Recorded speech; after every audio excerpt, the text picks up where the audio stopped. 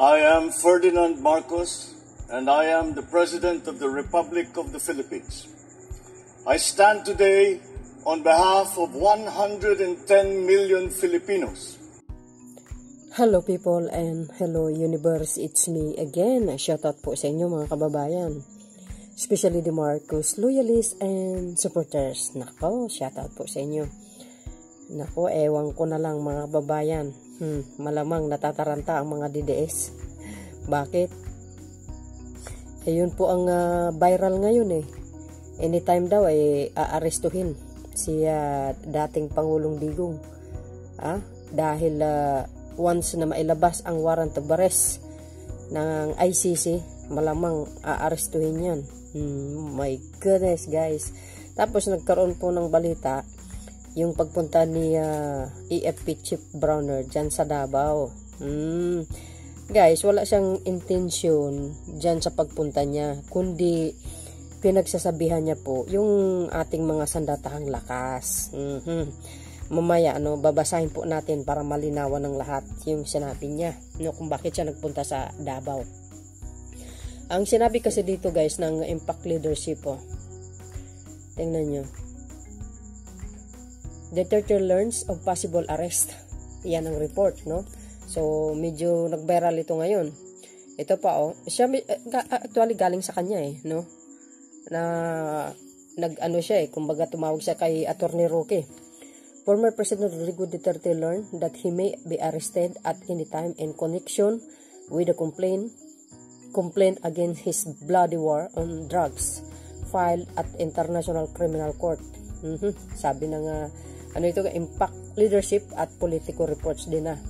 Sabi ito, according to his lawyer, Harry Roque, the former president called him earlier in connection with the information he obtained about his possible arrest in Davao. Nako, ito na. Well guys, hindi ko alam kung ano ang anong masabi ni Pangulong Marcos Jr. Wala pa naman sang statement regarding this guys The former president legal counsel said that the asked question stating he believed the information held merit because there is a rumor that Task Force Davao of the Armed Forces of the Philippines is about to be disbanded. Parang mabubuwag ba yan? And sabi pa po dito guys earlier, walang katotohanan po yun mga kababayan. Yung walang katotohanan po yan. Yung itong sinasabi na rumors, the Task Force Davao of the Armed Forces of the Philippines, AFP, is about to be disbanded. Kasi ang isa dito sa nakikita nila, yung pagpunta ni AFP Chief Browner dyan po sa Davao, itong isang araw lang. Walang connection dyan. Sabi po dito, earlier today, February 6, the AFP refuted claims that the Task Force Davao would be dismantled. Hindi yun Sus Mario, Yosef kayo naman maniniwala kayo kay EFP Chief Browner. Nako. Aside from the former president, the complaint to the ICC also includes former Philippine National Police PNP Chief Senator Bato de la Rosa. Ayan guys Duterte learns of possible arrest report. Agay, naka. Paktay tayo day. Siyempre maraming magwawala yan, no?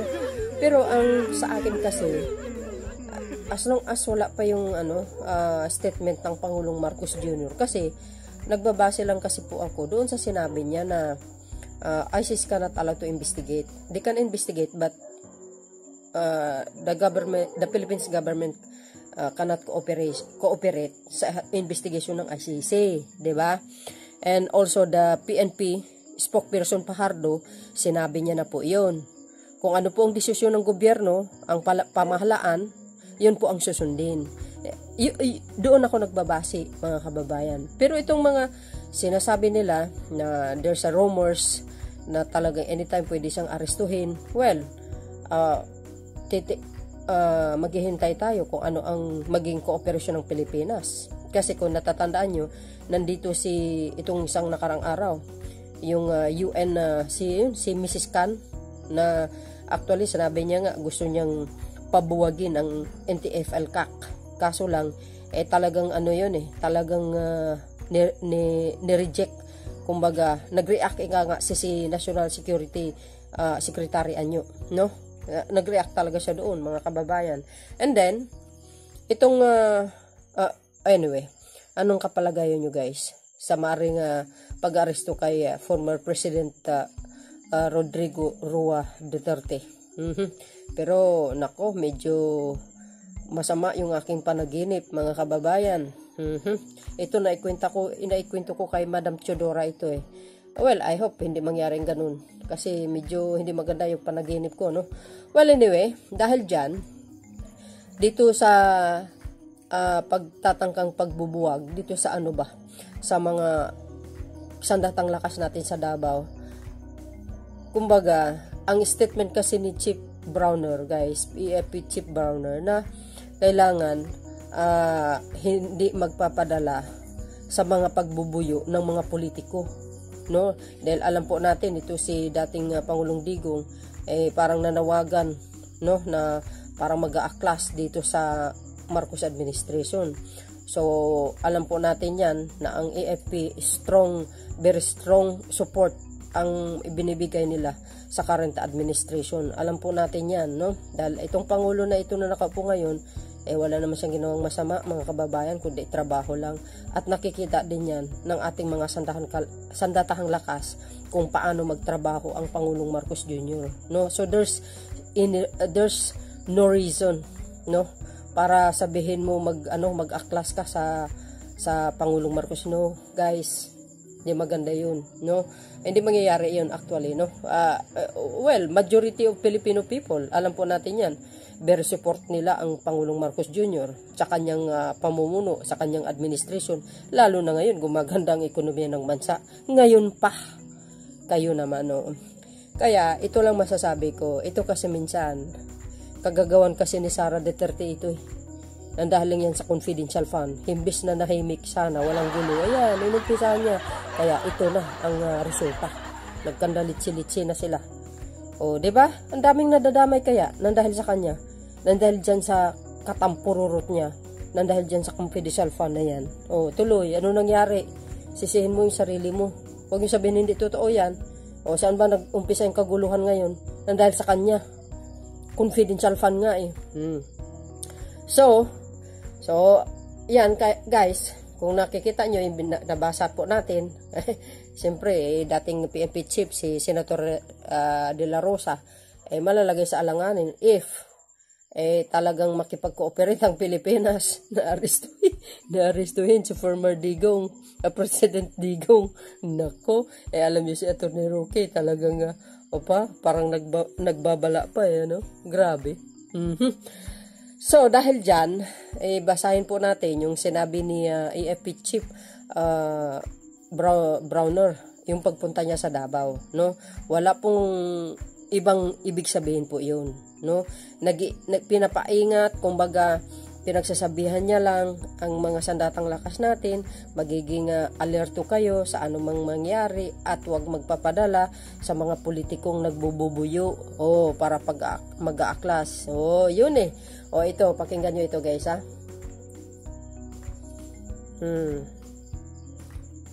sabi dyan ng Manila Bulletin, Armed Forces of the Philippines Chief General Romeo Browner Jr. directed the soldier based on Davao region to remain united. Ayan malinaw and stay vigilant against enemies trying to infiltrate various sectors of society to challenge their unity. Ayun. See? AFP Chief directs Davao-based soldier, be worried versus infiltrating enemies, remain united. See guys, alam nyo, basahin ko sana ito. Kaso lang, napakahaba. Sobrang haba ito, mga kababayan. Baka mainip kayo. So, yan very simple, ang nakalagay dito na mga sulat, pero iisa lang ang kanyang pinapahiwatig. Remain united sa kanilang mga tungkulin as Armed Forces of the Philippines. Importante po yun na huwag magpabuyo sa mga politikong pulpul. Di ba? O kahit bayaran sila ng pera, hindi na dapat nilang kagatin yun. Basta mananatili sila sa kanilang tungkulin bilang tagapagtanggol ng bansang ito. Yan ang isa sa mga kanyang sinasabi. Mahaba ito guys.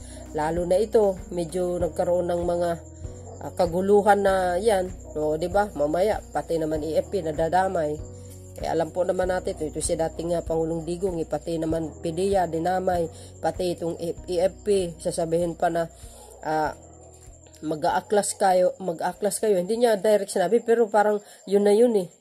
O, lalo na ito pag panawagan niya sa pagsisiparate ng Mindanao. Alam mo guys, parang itong panawagan niya, separation ng Mindanao, isa sa mga nakikita ko parang ano yun, rebellion ba yan? O destabilization? Parang ganun, no? Ang dating sa akin.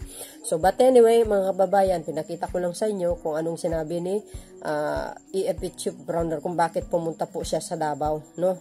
Siyempre, siya ang EFP Chief, natural, pagsabihan niya kanyang mga tauhan, o, diba? Remain united. Diba? As one nation. Oops.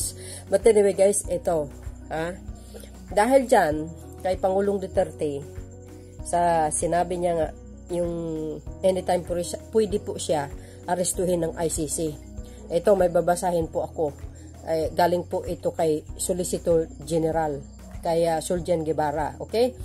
Pero para sa akin guys, as long as wala pang statement nating mahal na Pangulo, parang hindi pa yata ako maniniwala eh. But anyway, ito basahin ko si Suljan Guevara. Yan po ang dating gabinete, no? Ni dating former President Digong, yata ang former Secretary of Justice. Yes. So, ito pa, basahin po natin ang buo mga kababayan Sabi po dito ng Remate, okay? O, sabi po yan,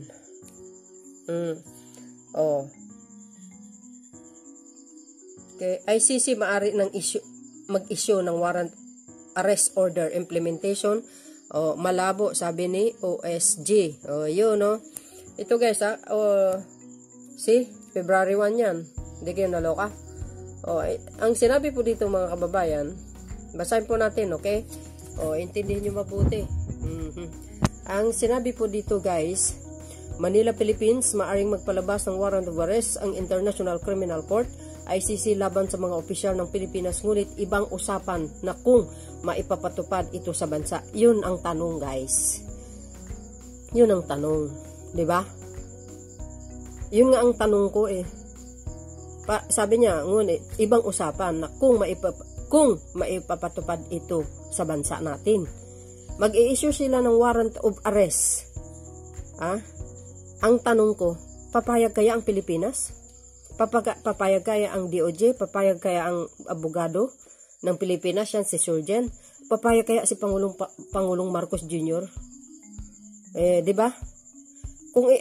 Kasi parang ang dating sa akin, kung ilabas ang warrant of arrest ng International Criminal Court, sino aresto? Aresto kaya dating Pangulong Digong? Alangan International Criminal Court ng mga pulis? 'di ba? Parang iba-bypass nila ang Pilipinas kung gano'n. 'Di ba? Ang laking insulto yan. Ako guys, dumidepende ako kung ano ang desisyon ni Pangulong Marcos Jr., no? So yun ang tanong ko. Maipapatupad ba ng bansa? Or papayag ba ang bansang Pilipinas? Sang-ayon ba sa ICC na para arestuhin yung dating Pangulo? At si Senator Bato and the rest? Well guys, hintayin na lang natin. Hindi natin alam ang maaaring mangyari, di ba? Yun po ang pinaka-excited na part. Naks naman. Tapos ito pa yan lang po ang aking tanong. Kung makipag-cooperate ba? Papayag kaya ang Pilipinas? Parang ganun ang sa aking kaisipan lamang, di ba? Kasi base po dito sa sinasabi. Di ba? Ang sabi po dito, inihayag ito ni Solicitor General Menardo Guevara kasunod ng posibilidad na magpalabas ang ICC ng arrest warrant laban kay Vice President Sara Duterte at ibang opisyal ng bansa. Kasama na yung papa niya doon.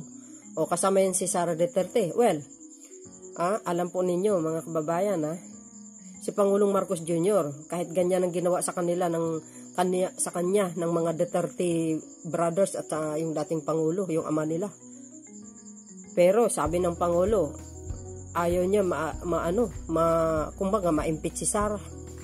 Ay, hindi, totoo yun. O, nasabi niya po yan. How much more? This, guys, arrest warrant kay kasama si BP Sara dyan. Hindi kayo naloka. I don't think na papayag ang Pangulo dito. Well, kaya nga sabi ko, hintayin natin maaring magiging desisyon ng Pilipinas dyan. Iginiit ng Solgen na dito papasok ang kooperasyon ng Pilipinas government na mahalaga upang maipatupad ang posibleng arrest warrant. Iyon na nga eh. Diba? Ma-arrest lang si dating Pangulong Digong kung papayag ang Pilipinas makipag-cooperate sa ICC na arestuhin yung dating Pangulo. Yun ang abangan po natin. Anong sa tingin nyo? O, diba? O, sabi po dito, ayon kay Guevara, ang pagpapalabas ng warrant ay batay sa magiging pagsusuri ng ICC pre-trial kung may sapat na batayan na nakagawa ng krimen ang isang opisyal. O, yun, diba? Alam po natin na nakaraan nandito sila. So, ibig sabihin, tama pala yung sinabi ni Trillanes na tapos na pala mag-imbestiga itong ICC. Minsan marites, totoo, minsan hindi, no? Well, dahil dito guys, ang malakas ang loob din ang ICC, no, na mag-imbestiga at maglabas ng warrant of arrest according to Las Cañas statement. O, di ba? Sabi niya nga, ang dami pong mga pagkakasala yung dating Pangulong Digong, kaya hawak niya lahat ng ebidensya, ipinasa niya po sa ICC yun. Ilang page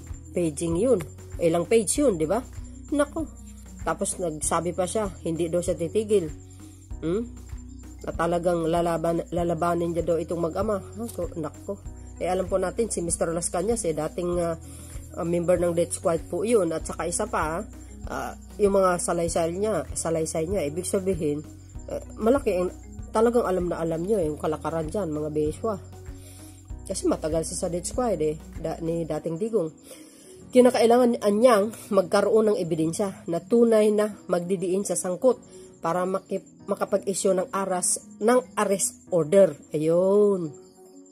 Dito talaga himay-himayin yung ebidensya na kailangan ito ay sapat, mga kababayan. Dahil ito kung talagang sapat at mayroon naman talagang patunay na nagkasala yung dating Pangulo, ay talagang for sure yan, baka makipag-cooperate itong Pilipinas natin. Hindi natin alam, mga kababayan.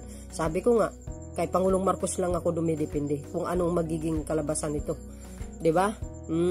Kung anong magiging statement niya. Nako, ito na po tayo.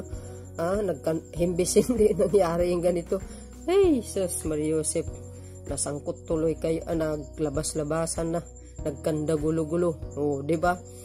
Tapos, sabi po dito, so guys, I think, naintindihan nyo yun, diba? Itong binasa natin. Sabi po dito, magugunita na inakusahan ni dating Davao Senior Police. Ayan, Officer Arthur Las Cañas, si Inday Sara, nasa likod ng Oplan Tokhang. Ayan na nga sinasabi natin. Davao, noong ito ay nagsilbing alkalde taong 2012.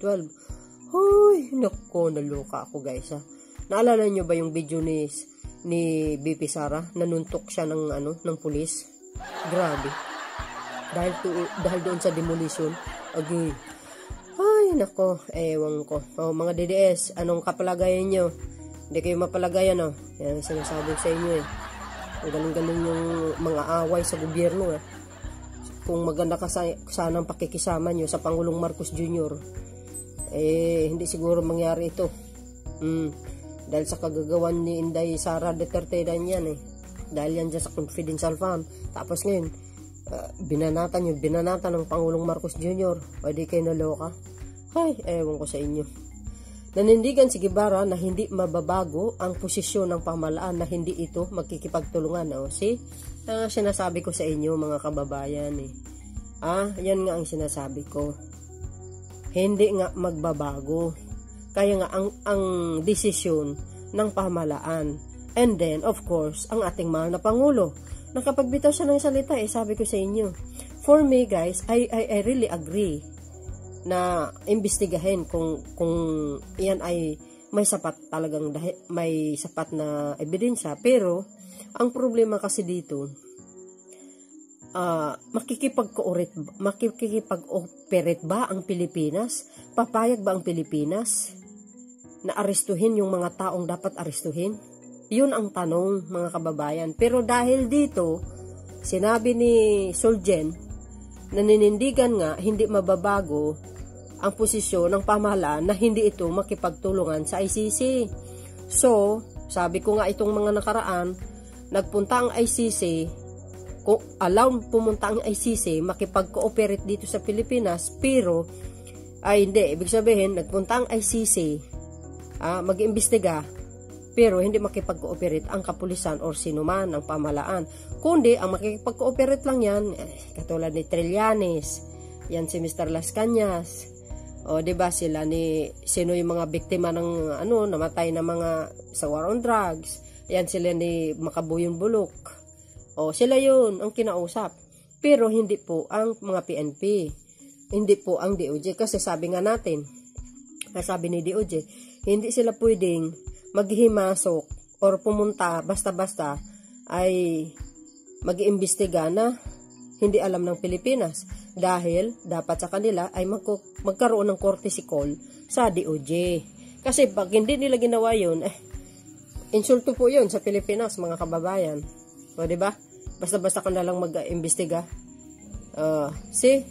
Insulto po yun. Kailangan magkaroon ng courtesy call sa DOJ. Mag-research kayo kung gusto nyo ay maniwala. Sabi po dito, guys, samantala, hinihiling ni Senator Amy Marcos sa DOJ na ipabatid kay Pangulong Ferdinand Bongbong Marcos Jr. ang posisyon nito sa usapin. Agoy. Ikaw pala naman, Senator Amy Marcos. 'Di ba malapit ka sa sa mga Duterte family? Bakit hindi ka mismo pumunta sa Pangulo? Kapatid mo 'yun. Siguro napahiya ka sa pinagkagawa mo, hindi mo kayang pinagtanggol ng Pangulong Marcos Jr. Binabalasubas mo ng mga Duterte. Pero ngiti ka pa rin, sasabihin mo, kaloka ka talaga. Ano ngayon? Paano may pagtatanggol ito kung sakasakali pumayag si Pangulong Marcos Jr.? yun guys, sa aking ikaisipan lamang sapagkat ang Pangulo may isang salita. Sabi pa dito, naniwala ang senador na nakakakalito na ang ibinibigay ng mensahe ng DOJ. Agay. Yun ang sinasabi natin. Kaya siguro mga kababayan, nalilito ito si Pangulong Digong. Nagwawala dahil mismo siya nakarating sa kanya na anytime pwede siyang arestuhin ng ICC. Agay. Kaya, ito guys, ang masasabi ko lang, ang tanong, papayag kaya ang Pilipinas? Paulit-ulit ako talaga. Yan ang big question ko, mga kababayan. Diba? Well, anyway, sa inyo guys, anong kapalagayan nyo tungkol dito? Ako, isa lang masasabi ko dyan. Kung ano po ang desisyon ng Pangulo, doon po ako. So, hintayin po natin ang magiging resulta nito, mga kababayan. So, malinaw po sa atin lahat, mga bes. Okay? Ang isa pa siyang, ito po ang aking pinaka-latest videos upload sa inyong lahat. Thank you for watching. See you again on my next upload video. Bye, and babush! Kayo guys, anong kapalagay nyo? Paarestuhin na natin si si Boy Pintanel at saka si Inday Tukang Agoy. So yun mga kababayan, wait natin kung ano magiging desisyon ng Pilipinas, okay? God bless Philippines!